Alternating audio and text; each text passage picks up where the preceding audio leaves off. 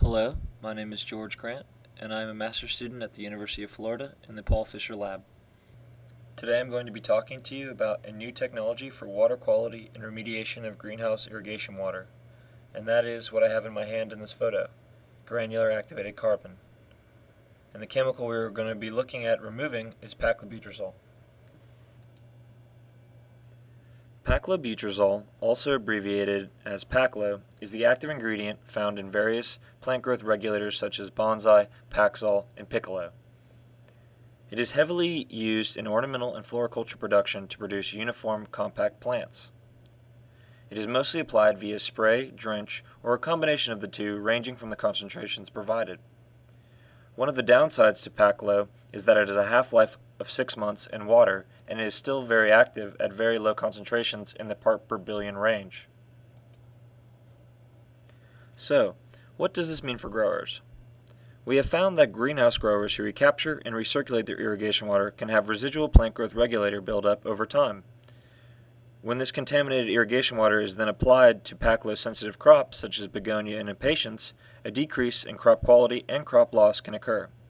Many times, this problem is a primary reason why growers are hesitant to recapturing their irrigation water.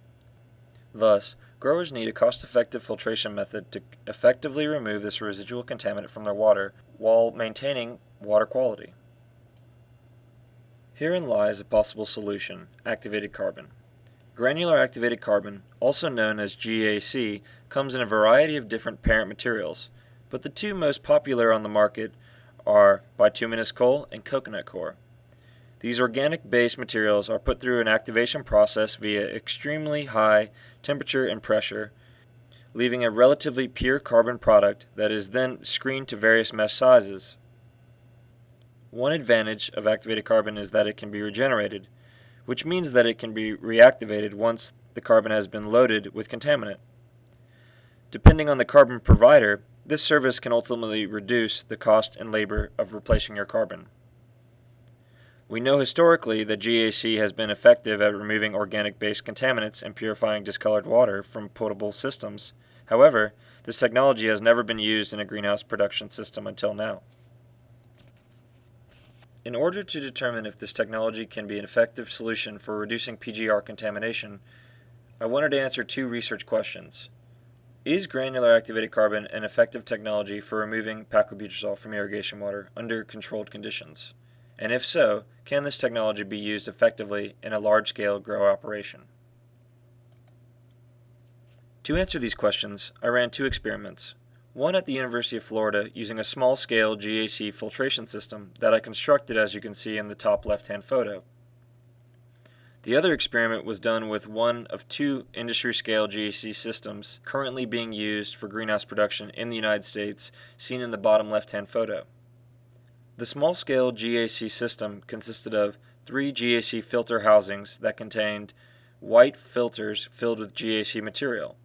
The filtration system was built to allow solution to feed through a combination of different size filters in series.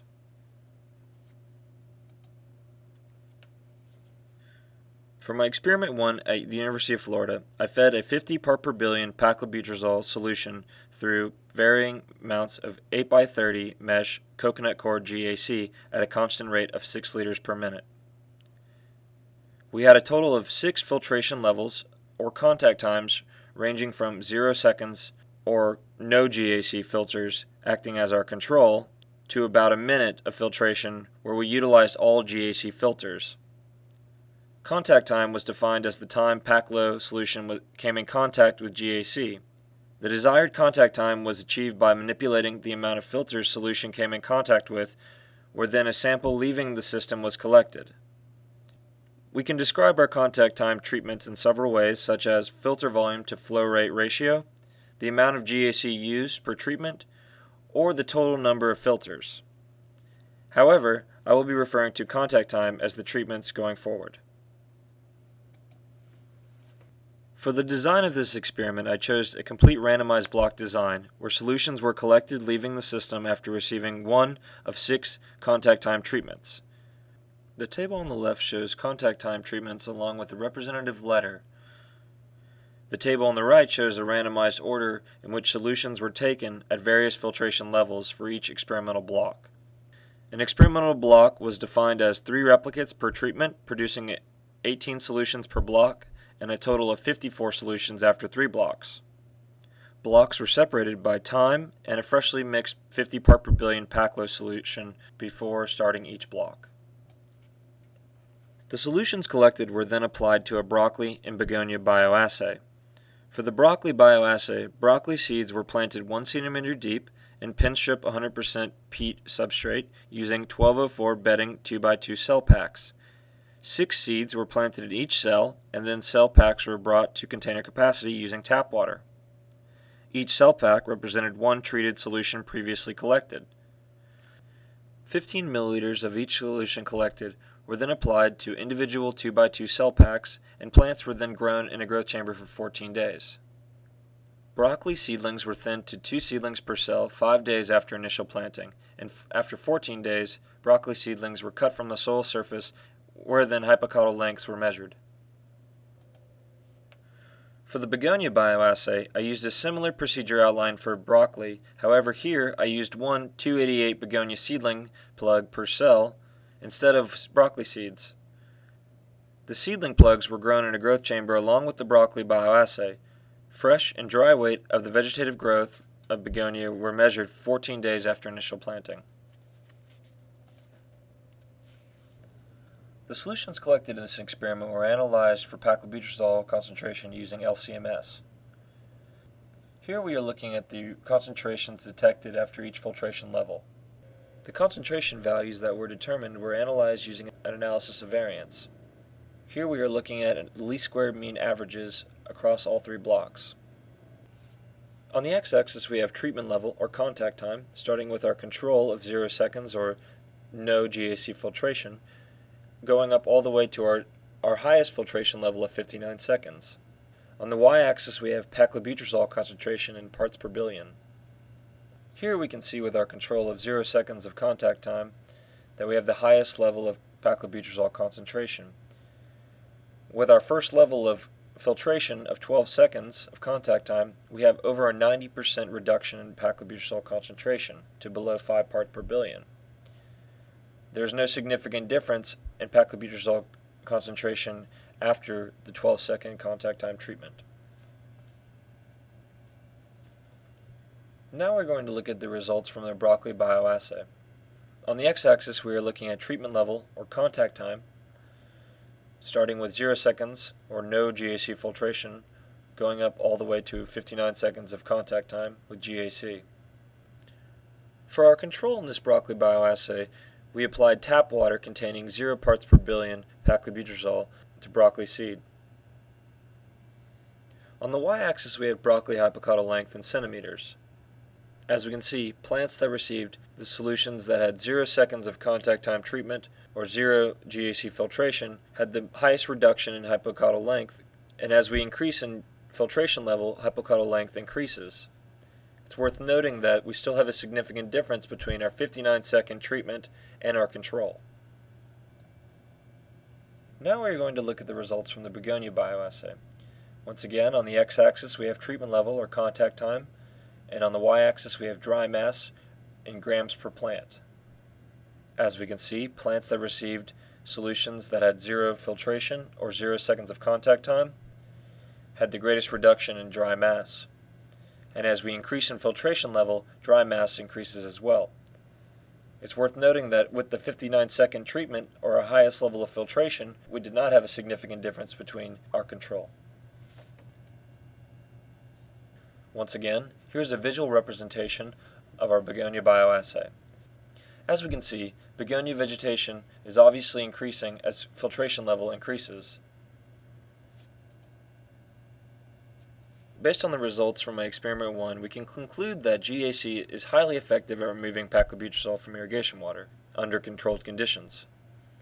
Increasing GAC contact time decreases paclobutrazole concentration, based on both lab analysis and broccoli and begonia bioassays. Further research is needed to refine the necessary dosage to bring Paclo levels below a biologically active level, but 59 seconds, or our highest level of treatment, was effective under research conditions for the begonia bioassay. Of the two bioassays shown here, begonia showed to be more sensitive to change in paclobutrazol concentration, and roughly a 2-to-1 ratio of filter volume to flow rate was needed to show no reduction in begonia growth. We were curious to see how this relationship would compare to our commercial installation, which had a much higher volume to flow ratio. For my experiment 2, in a commercial operation, as we can see on the right-hand photo, we have 3 GAC filters filled with bituminous coal that are in series. Each filter holds 264 gallons or 1,000 pounds of GAC. Throughout the growing season, the flow rate ranged from 64 to 189 liters per minute or 17 to 50 gallons per minute. This was calculated to have a minimum contact time of 3 minutes per filter or at least 10 minutes with all 3 filters. Recaptured irrigation water was passed through these GAC filters. Samples were taken pre- and post-GAC filters for a total of 33 weeks. These solutions were then chemically analyzed for paclobutrazol concentration using GCMS. Here we can see the lab results from the pre- and post samples taken. On the x-axis we have week number starting from March 2015 to November 2015. And on the y-axis we have paclobutrazol concentration in parts per billion. The orange line represents samples taken pre-GAC filtration, and the blue line represents the data points taken post-GAC filtration. The summary statistics are shown in the table above.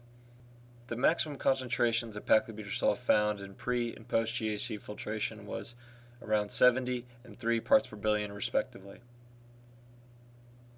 The orange line can be looked at as the amount of residual paclobutrazol that was recaptured in their irrigation water. The blue line can be seen as the concentration of paclobutrazol post-GAC filtration.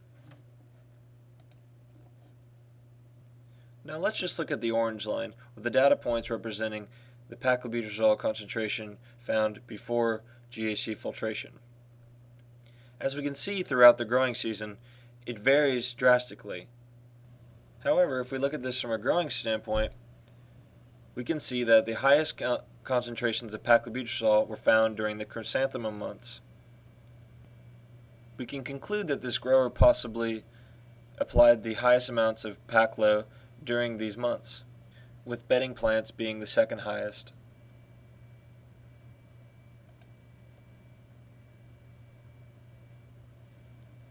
It is also worth noting that this grower decided to replace their GAC around week 33.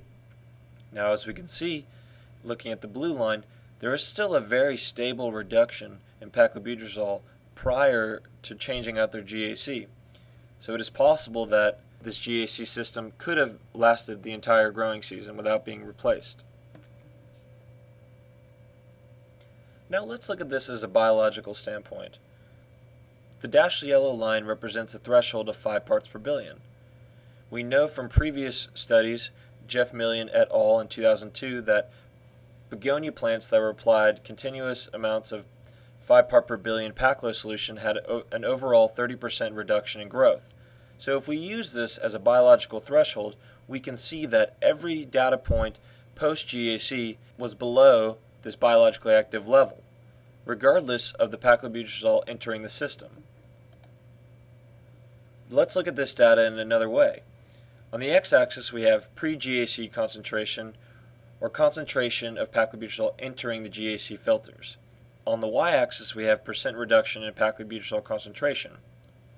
As we can see, there is no significant relationship between these two, and then overall there was a 95% reduction regardless of the influent concentration entering the GAC system.